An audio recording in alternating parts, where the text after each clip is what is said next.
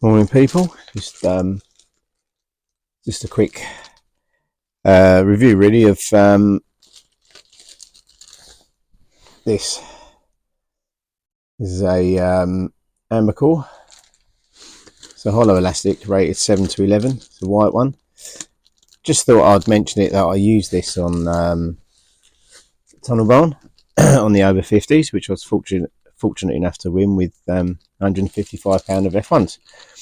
I caught my fish fishing Top Kit +1 on meat, and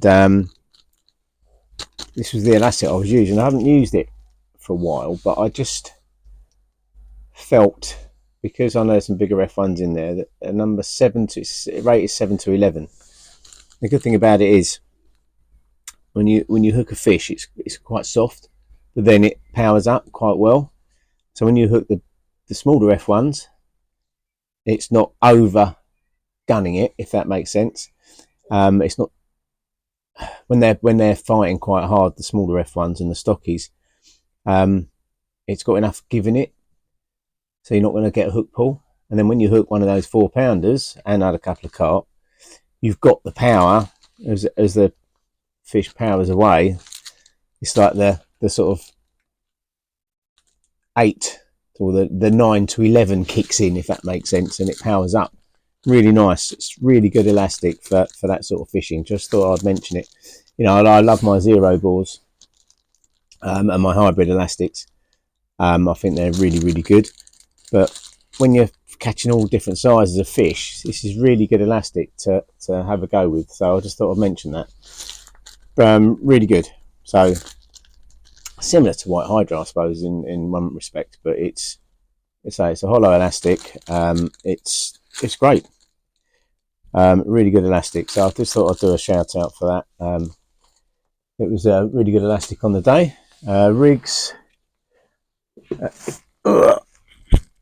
Where we gone? On the day, I didn't actually use a short kick. I used a long kick because it was quite deep.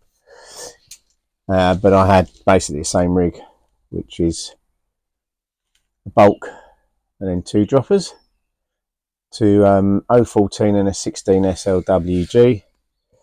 And the reason I used cubes, or central slots they're called, that Ian sells,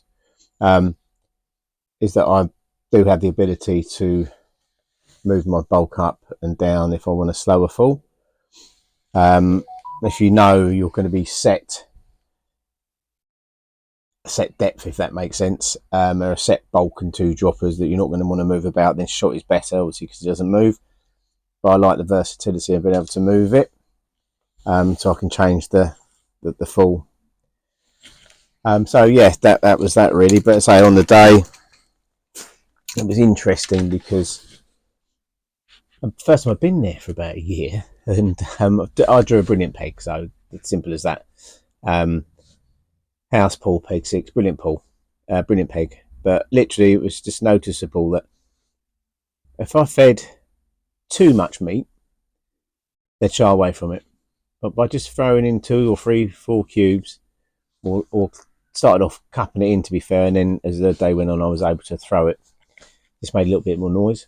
It was noticeable that less was better. If you put too much in, it went a bit scatty. So it was good positive bites when you just put a little bit in.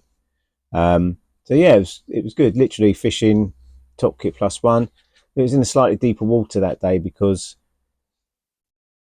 it was blowing a fair bit of, quite windy, but it was quite a cold wind, and I just felt, I didn't think they were going to come to the shallower water, which I kept feeding a 3-foot depth line to my left, and I only caught a couple there. But interestingly, towards the end of the match, I was able to catch at 3 foot deep on that rig, but so sort of almost fishing half depth, if that makes sense, on the same line. But I didn't want to come any closer, but I think it was because it was clear. But anyway, I just thought I'd do that little update on that, in case anybody's off there at the weekend. Although saying that, by the time this comes out, it'll be past the weekend for the bank holiday weekend. I'm going to try and get back up there next Tuesday, just have another go. Not been out loads. I did fish Ivy House a week before that, and I caught on that day was interesting because I started on hard pellets, but wasn't quite right. And as soon as I went on to soft pellet, I had to wait a bit longer for a bite, but it was much better, much more positive bites. But as I say, weather's not really changed that much. It's terrible. It just won't stop blinking raining. I don't know about you guys, but I'm fed up of going out and getting soaking wet. Off to work in a minute, so just thought I'd do this quick little update. Hopefully the weather's going to break soon and we'll get some decent weather. Things just started to look a bit better and then it got cold again. So yeah, anyway, that's that really. It was just thought I'd do a quick update on my last match. Did film it is didn't film the last one. Didn't film the over 50s that I won, but I did film the £1,000 March Madness, whatever it's called, on the Saturday. I drew peg 25 on Newpool. Fish is out the same, to be honest, short with meat. Had £73, £81 one our little section, which was worth 90 quid, so a little bit gutted on that. Got beaten by peg 31 on Newpool, which is a good peg.